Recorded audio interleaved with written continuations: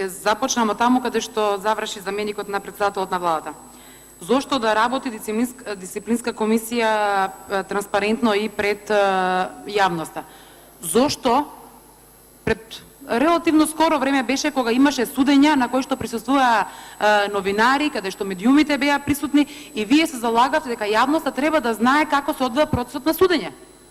Што е сега различно да бидат присутни новинарите на процесот дека трае дисциплинската комисија за инспекторот Ѓорѓи Илиевски?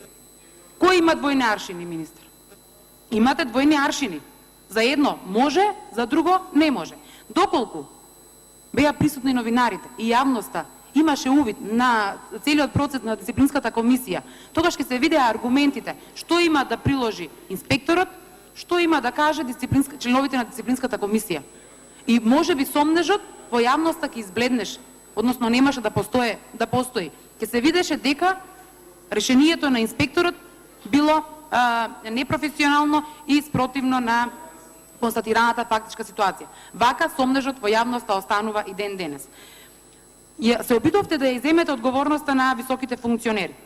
Нормално, секој ден гледаме како оваа власт, начело со претседателот Зоран Заев, жестоко си ги брани своите блиски функционери и покрај тоа што се огрешиле пред законот. Цел ден тоа го слушаме, како и претседателот на владата ги брани своите блиски соработници покрај тоа што јавност има информации дека се огрешиле пред законот. Ако веќе зборуваме и вие ги охрабрувате сите вработени да работат професионално и согласно законот, пред некоја година имавме ситуација каде што полицајка беше удрена од пајак, само затоа што се обидела професионално да постапи. Еве и сега имаме ситуација каде што инспектор кој што се обиде да докаже нешто, самиот кажа дека имал притисоци, уцени, закани, замолница, целиот случај да го стопира.